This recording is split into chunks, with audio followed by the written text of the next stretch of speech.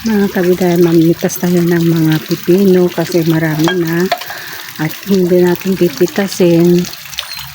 Lalaki sila, pero yung mga iba pinitas ko na para inuwi yung anak kong mga pipino. Mga 6 yung pinitas ko, hindi ko na kayo na hindi ko na nabidyohan. Kaya mamitas tayo ng 1, 2, 3, 4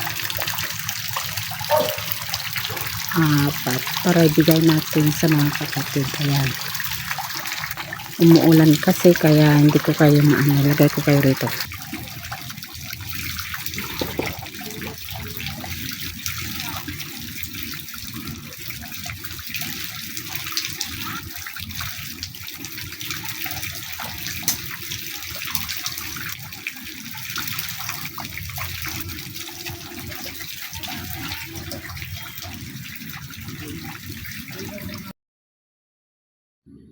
Hello mga kabiday.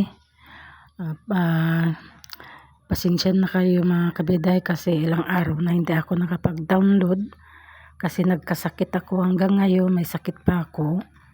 Hindi ko alam kung ano yung sakit ko kasi masakit yung yung ulo ko, sa mata, batok. Ayan, halo-halo na mga kabiday kasi may ubo pa ako, ganun. Pero ang alam ko mata kasi masakit yung mata ko. Tapos nung may pre-check up dun sa high school sa barangay, pumunta kami kasi nagpatingin ako ng mata. Dati 125 lang grado, ngayon naging 250 na kasi tumaas.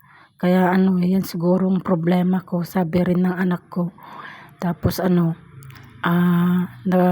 masakit yung ulo ko, tapos mata nagsuka-suka ako, ganun.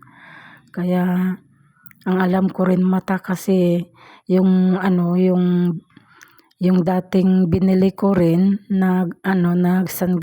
glasses ko is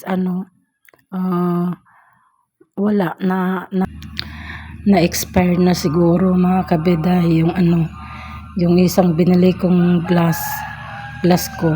Kaya yun, itong suhan na to mga kabiday, hindi ko na sadyang napitas ko kasi nung nawakan ko kasi akala ko siya, yung pala napitas na. Kaya sayang, hindi pa masyadong hinog kasi halata siyang medyo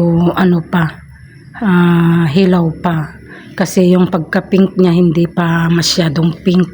At saka yung nasa ilalim niya, yung laman niya is parang pa, yung parang wala pa siyang tubig, na parang dry pa siya, na hindi pa hindi pa hinog. Malaman siya.